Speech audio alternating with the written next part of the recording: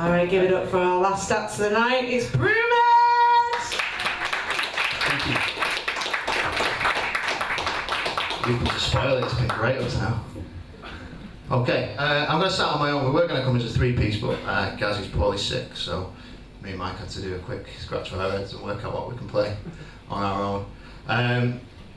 So I wrote this song based on a picture, and the picture is, I used to climb a lot, like obsessively, and it was a picture that we'd taken. We'd climbed Scarfell and we got there a bit early. I thought, I'll just carry on. We came back down, we ended up on Great Gable and watched the sun go down while we were on top of Great Gable. And I got this picture just as the sun was going below Kirkfell, and I thought, you know what, that's going to have to be an album cover. So obviously most singer-songwriters would write about this perfect moment that we'd had on the mountains, but it turns out I wrote one about being massively depressed. So that was nice. Didn't realise it at the time, like, but it's after you sort of look back at it a bit later on, and you go, yeah, I wasn't in a good place there. But this one's called Warm Places. Oh.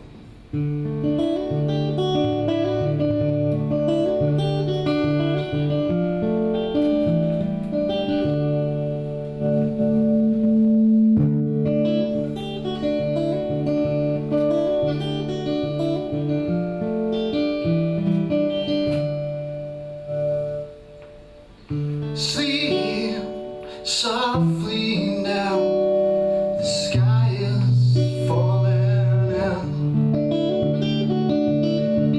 Sleep softly now, who knows where we'll begin.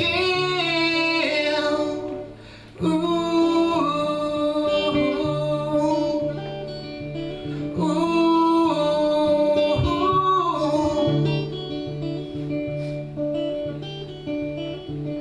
Keep on walking round the corners of my mind. Keep on walking now, who knows what we may find. Ooh, ooh.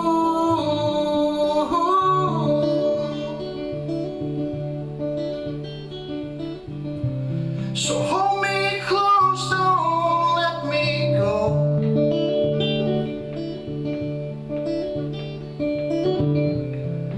Think of somewhere we could go,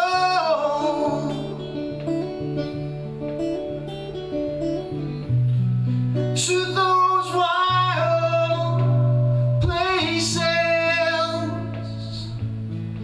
that we know.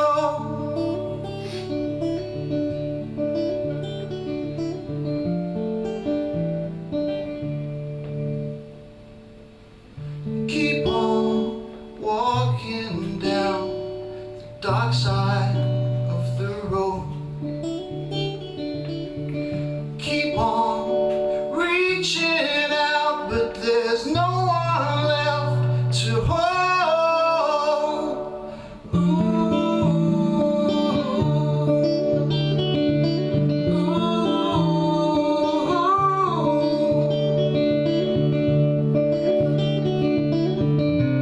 so hold me close, don't let me go.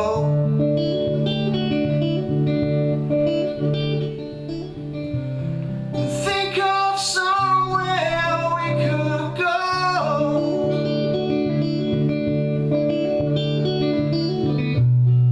to those wild places that we know.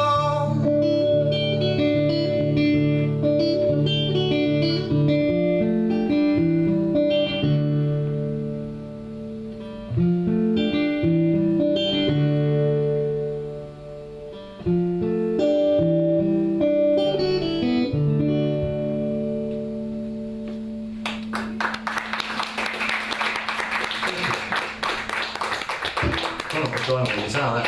Coming in and out. Yeah. Is that me or you? You. Is it? Yeah, take the lead. Just coming in and out all the time.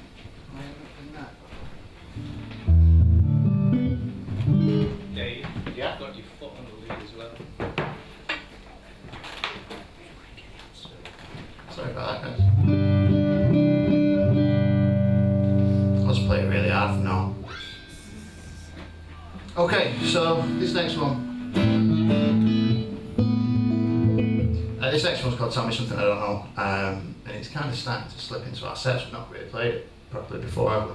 And this was written years back when I was at college, and probably, you know, back when MSN first came out, you go and you're meant to be writing an essay, and you stick MSN on. And so there was a friend of mine, and it was, you know, that kind of relationship where you want something to happen, but it's probably best it shouldn't. It was one of them, and the title came from it would be, I'd be writing something about Ibsen or Brecht or, you know, Russian Revolution or something else I've never used again. And you get this little thing popping up, and it would literally just tell me something I don't know. And so that's what, and then just go off with some nonsense that I've been studying or whatever. And that's basically where the title for the song came from, and the inspiration for the song came from. So this one's Tell Me Something I Don't Know.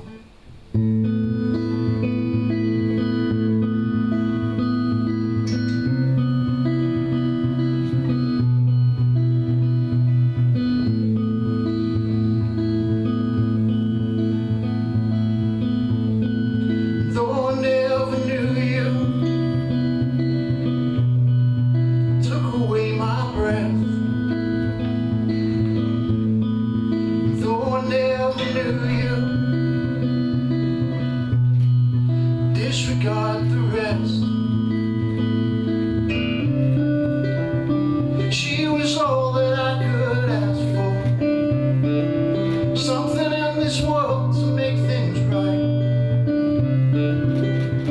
She was more than what I'd asked for tonight.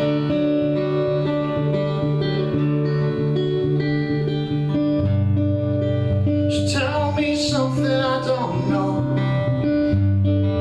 Doesn't matter what it is, just tell me so I know. Tell me if the stars fall tonight, would you be here with me?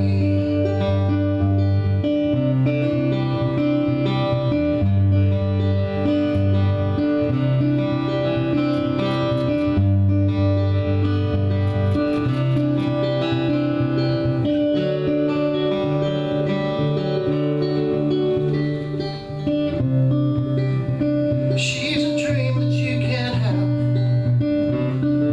Spend your life just wishing that you had. She whispers secrets in your ear, and they're secrets you long to share. So tell me something I don't know. Doesn't matter what it is, just tell me so I know. Tell me if the stars fall tonight, would you be here?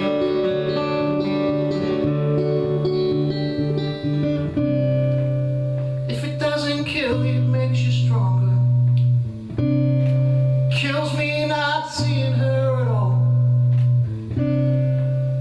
So if it really makes me stronger, then I'll fall.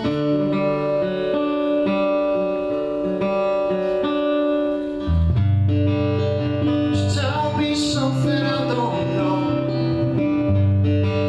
Doesn't matter what it is, just tell me so I know. Tell me if the stars fall tonight, would you be here?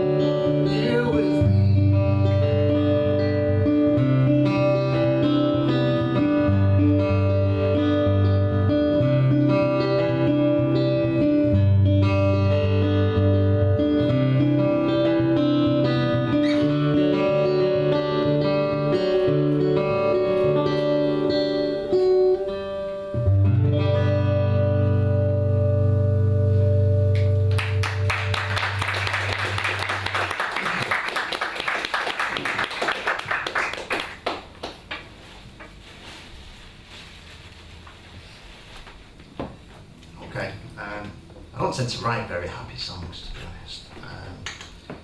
And this one's no exception. This one I wrote, and it's a bit of an exception to the rule of how I write songs, really. A good friend of mine, his partner died very, very young. She had cervical cancer, and it just tore her apart really quickly. It was horrific. And we went to the funeral. And at the funeral, the eulogy was talking, because her dad died quite young as well.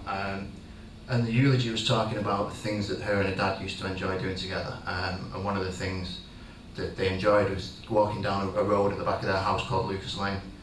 And I remember sort of sitting in the car on the way home, and I wasn't driving, and just that kind of numbness where you just gone. I wasn't there, but in my head it was just this song just sprung up, the chords, the lyrics, the feel of it, and I literally got in as soon as I got in the studio and just sort of fired everything down. And to be honest, like we've re-recorded it now with the band, but to be like what came straight out of my head that day, and like I say, everything all at once, and I've never had that apart from one time before. Everything just came at once, and this is it. So it's a little bit of a tribute to my friend. This one's called Lucas Lane.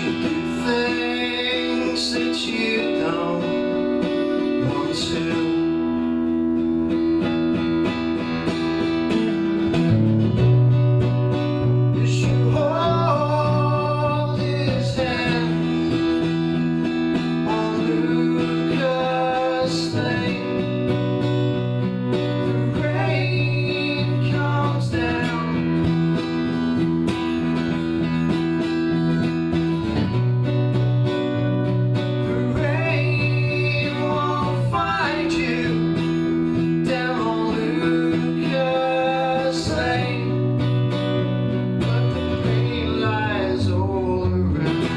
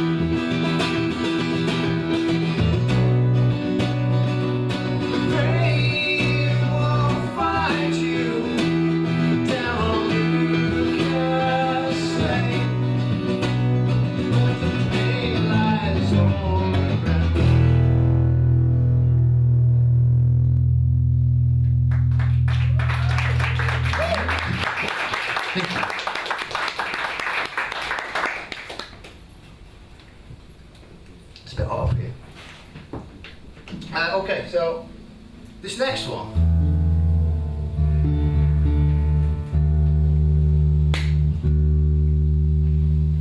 Uses a tuning that could go horrendously wrong.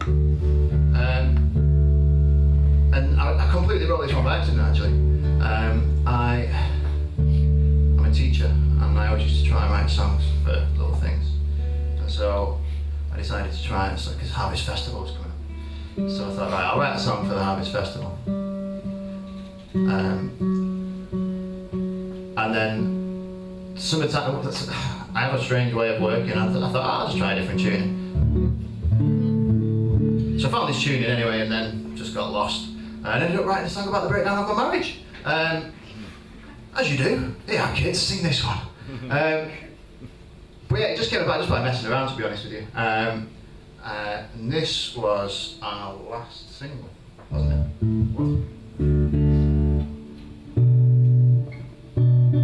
Okay, this one's called Who Are You?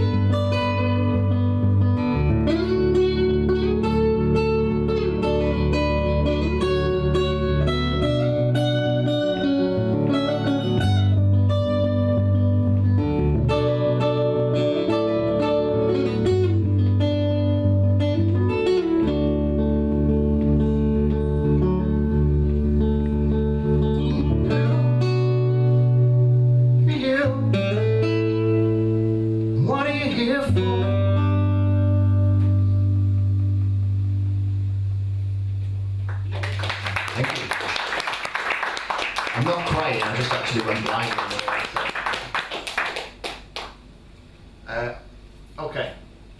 So up to now, we've been kind of, and suppose the band as well, I've kind of just been playing songs that I'd already written. And I mean, me and Mike go way back. It was quite funny when Mike was saying he started learning piano in 2012, and we both turned around and like, we recorded our first album in 1997.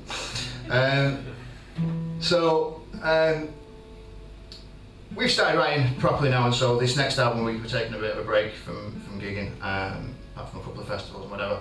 And we're in the studio over the summer writing a brand new album, and it's going to be Broomhead rather than Dave Broomhead songs, if that makes sense. And this one we wrote a couple of weeks ago. Yeah, a couple of weeks. And we realised that we've never actually played it all together, because Mike came around and played a riff, and we're like, yeah, I like that. And then we just wrote the lyrics, didn't we? And then recorded it, put a bit of cello on it, and then we've not touched it since, so it could go horrendously wrong. This one's called Ready to Go My Way.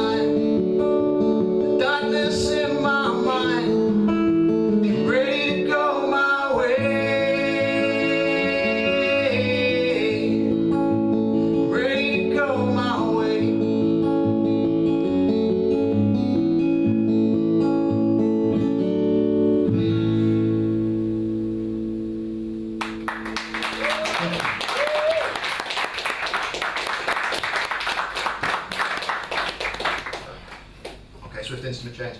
Right, this is going to be our last one. That way, I think.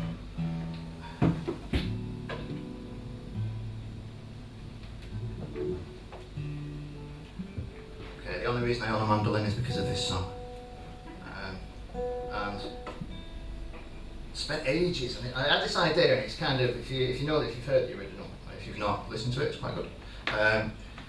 It's got like a kind of skiffle beat to it. And this again just sort of took a life of its own. And I spent ages, and I had like different tunings, cappos all the way down here, and God knows what, trying to get a sound. And I ended up sat watching a folk band, and I don't know how I didn't notice, because I'm a big Seth Lakeman fan, and so I should have recognised the sound straight away. But there's a guy playing the mandolin, and I was like, that's it. So I went and got a mandolin. In fact, Mike came round to my house and played it on the original recording.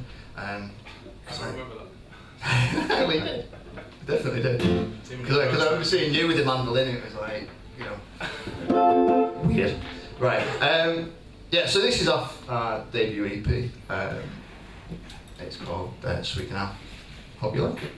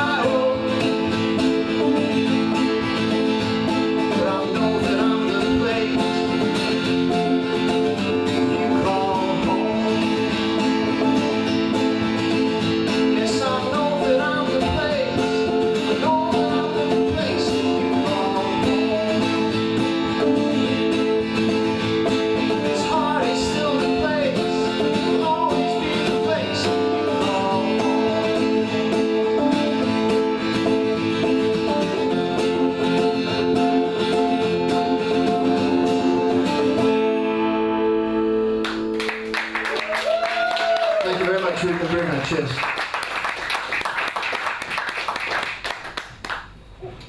Give it up one more time for Broomhead, everybody!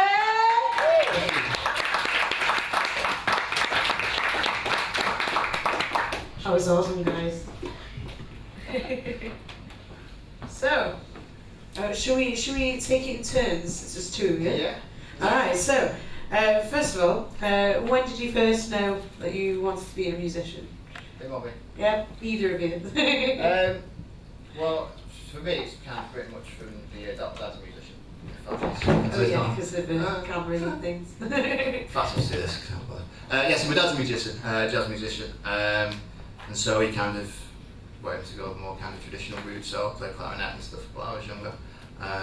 But when I picked up guitar about 12, that was when it was like, don't need to study anything, it's good rubbish, isn't it? Let's just get the guitar, I made millions. Yeah, so it's been a kind of constant thing for me. Yeah. For me, my dad was in a band in the 60s called The Mysteries, which is such a cool name. So I started playing guitar when I was 7 and started drumming when I was 12. Nice. It's just always been there, never done anything else. Do you prefer drumming or playing guitar? Well, guitaring's kind of come back around in the last year with playing in Dave's band, but I've been a drummer for 20 years before that. So Yeah. So I've done more drumming than anything else. Yeah. He was the drummer in my band at college. Yeah. Oh, okay. So we go way back. Who's your drummer at the moment? Ash. Do you ever have drum ups? No. You're not allowed to touch his I'm not gear. gonna be allowed to. Far more expensive stuff than I do. So. Yeah, no one can touch Ash's kids. Not allowed. So when you started playing music, how quickly did you start writing songs? Now most people start with covers and things. Straight away. So straight away, yeah. I was a bit of a, I don't want to say pretentious, but I was kind of I'm going to write all my own songs, so I don't need to learn anybody else's songs, which is crap now, because when people go, can you play this? I go, no. Can you play that? No. So I am terrible, I've got absolutely no memory of any covers, but it was just bashing around on guitar. Do you still play any of the really early ones? I played the very first song that I wrote a few weeks ago, actually. Just to see what it was like. How did it go down? It's alright. It's not bad for a 12-year-old. What's it called? It's called Baby Just Get Out of My Life. Okay. It was brilliant. Please And never show me that song. And we wrote it in our first band called Damp. Damp. And we were called Damp because it was David, Adam, Matthew and Paul. Imagine that. We're 12! The name Damp just doesn't sound inviting at all. It's like, that's moist, worse isn't than it? moist. I think that's worse than moist. Like, no, so how about yourself? Like, have you done any sort of writing? Like, Yeah, so lyrically and stuff as well? I do a lot of writing, not so much lyrics. I leave that to Dave and the pros. But I've always composed music. Yeah, awesome. When I first started though, it was Beatles covers and Michael Jackson. Yeah. They were the two They're covers that I did. awesome songwriters, aren't they? So what generally inspires you to write a song then? Don't know. It could be anything. So, a lot of mine, I've changed quite a lot actually. A lot of mine were very much sort of love based and kind of, there's a, woe is me kind of thing. But I have kind of tried to shift to a more positive outlook. I used to pretend that they weren't written about me, but as I've gone through and going through divorce and a lot of counselling, I've realised that they're very autobiographical, so I've kind of gone, yeah, I can't believe all that, you know what I mean? And so we're trying now to just sort of write a little bit more freely. Like that one that we played just before, we literally wrote in a couple of hours, didn't we? And it was more of a kind of like moving on, kind of song rather than everything's good. You know what I mean? Yeah. It's probably fitting that it was such a quick write then, with the moving on thing, and then it was like written really quickly. Yeah, I mean it was that easy, wasn't it? It was like Really? one of the easiest things I've ever had to do. He just played the riff, was like, right, done, and then a couple of hours later we had a full song. It was alright. Awesome. Let's hope we can carry on down that path, we'll be alright. It's weird because you go from one extreme to the other, don't you? Where it's like, really quickly, and then some of them will be really hard. Yeah. Like the funniest thing I've heard is like Black Sabbath, with Paranoid. They were just jamming that, and it was like they didn't even like it, and then it became like the biggest hit. Yeah. And it was like the quickest thing that they wrote. It's mad, isn't Well, it? I got that 18 hours of Radiohead stuff the other week, and I was listening to that. I'm about 7 hours in, and listening to songs that they had in like 1997 when they brought out OK Computer that have only just made the most recent album. Do you know what I mean? Yeah, yeah. Well, actually, it's not that bad if we've got that song that's still knocking around. 'Cause, you know, it might work. You know, it'll work at some point. Do you know what I mean? Yeah, yeah. So, It's like, it's been many times before where people are saying like, oh, they've just reworked songs and it's taken months and months, but it's come out good in the end. But a lot of time you feel like giving up. And you're like, oh, you know, screw this song. Exactly. So, what's the process you go through generally? Is it different every time, or do you generally come up with lyrics or melody, or? it's different every time. It's different. It's just And obviously, because you're a band now, do you all have an input? So, well, I think the way it'll probably work is me and you will write the main stuff, just because I've got a million ideas over many years that need a lyricist and Frustrating guitar. yeah. So we'll probably write a lot together as the bulk of the song, but the rest of the band always have an input in arrangement and, you know, adding their flair in. Yeah, yeah. Do you feel like you know, having sort of the help from the other guys is like it changed you vastly, or like the songs, like how much has it changed? Yeah, I mean, I have to pinch myself all the time that I've somehow managed to plug these guys into a band with me, because they literally are the best musicians I've ever met, and just hearing, you know, and it's very rare that it has to be worked at, innit? Just like, right, there's a song, all right, well, we'll do this, guys will come with the piano parts, like, right, spot on, and then Mike will do his bit, and it's like, that's spot on, and it's just, you know, like I said, I start to keep pinching myself that I'm in the situation where I can work with guys like this. Really. Yeah, that's amazing. Do you prefer being in a band sort of environment to doing stuff on your own? I'm not gonna. Yes.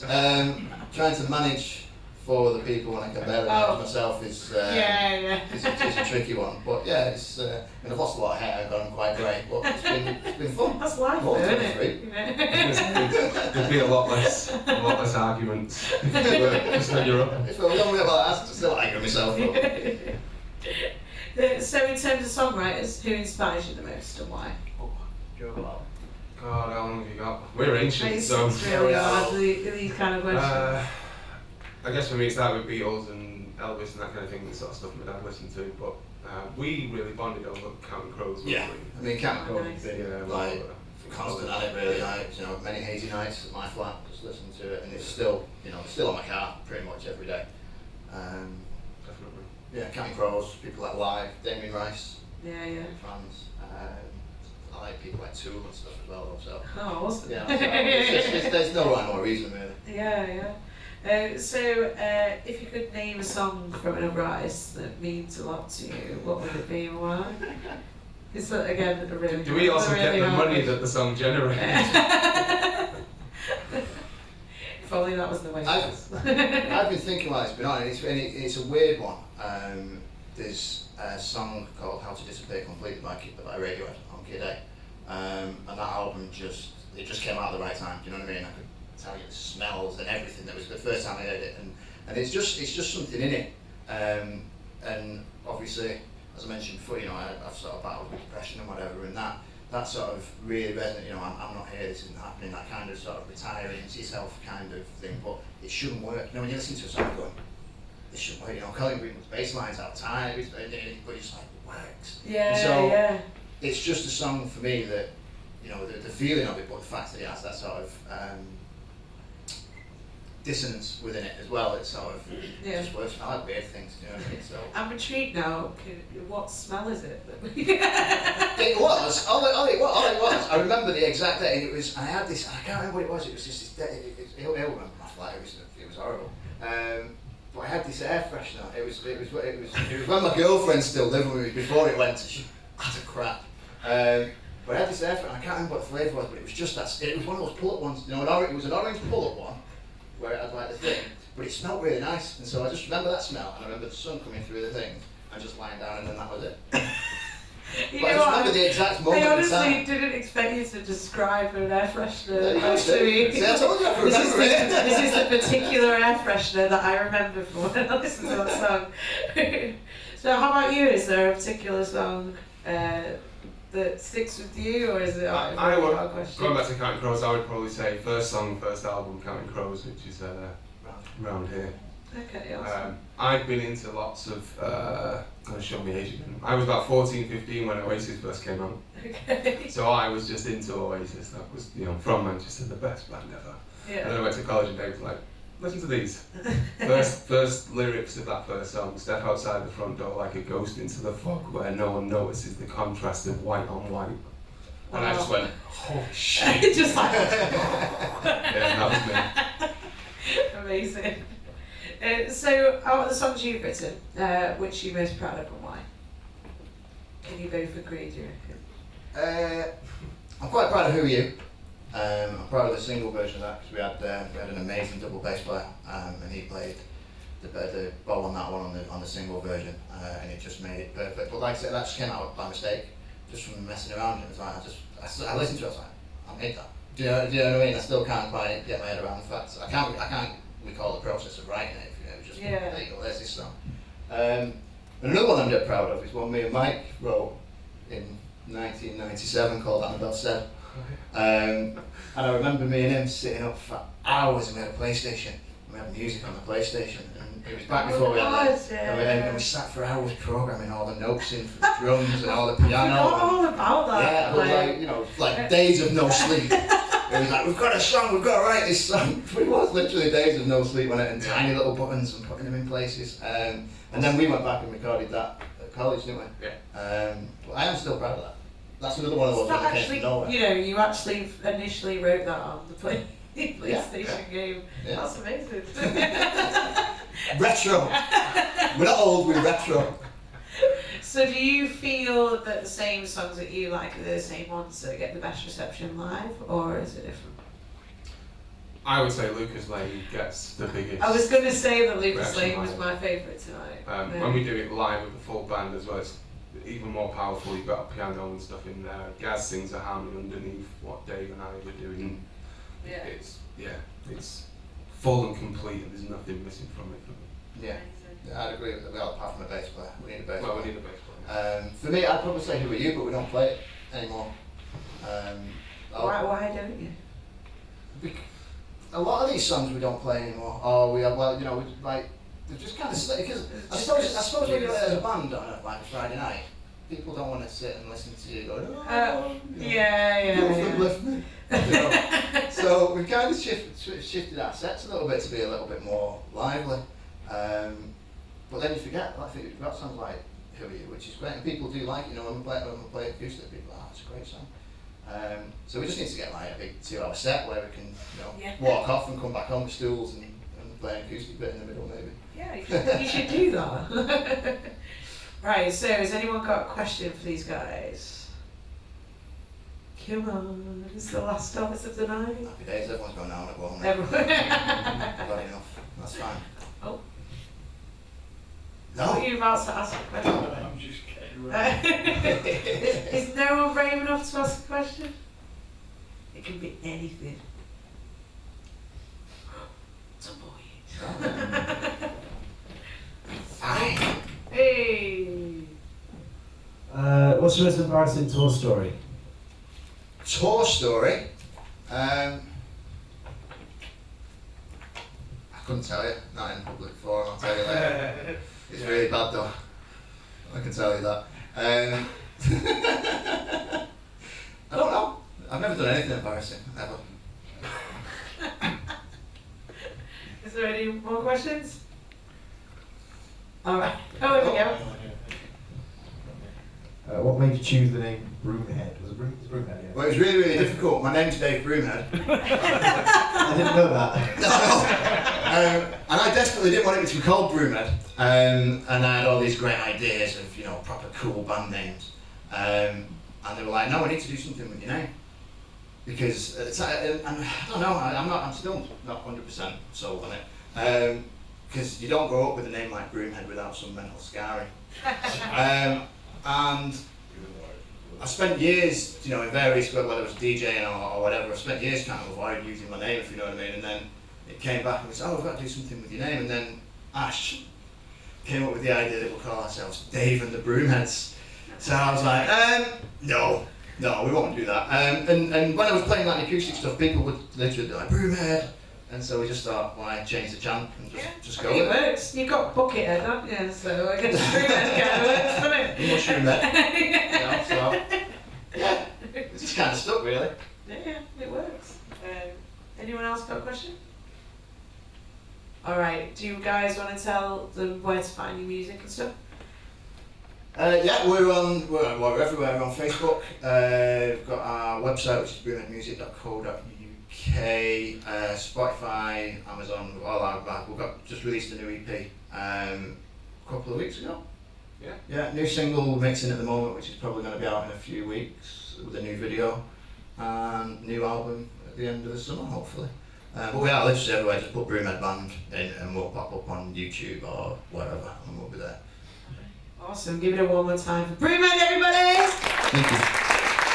I just want to thank everyone who's played here tonight. Give it up for all the artists that have performed. And of course, John at the back, who's been doing the sound and just providing this wonderful venue for us. And some young lady at the back who's been providing beer for us as well. And these guys who've been filming as well. If you want to check out any of the footage that's been filmed, you can search for my channel, Cherry TV, or you can go to Spiffy Media and you can see their stuff as well.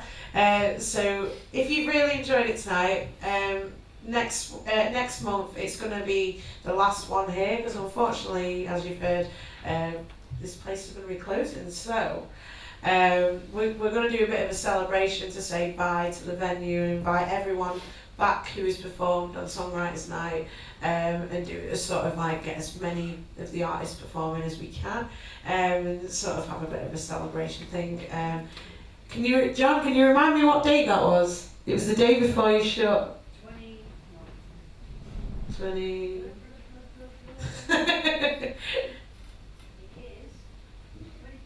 The 25th of July. So please do come back for that. More details about that will be online. So yeah, just keep looking on Cherry Valentine Promotions and 3 Minute Theatre's page and stuff. And yeah, thank you for coming down tonight. This is what it's all about: supporting up and coming music and supporting venues as well. So thanks very much and enjoy the rest of your night. You say that I'm hungry for you, I'm inside your eyes. You wouldn't even spit on me, leave me there to die. Surround yourself with alibis and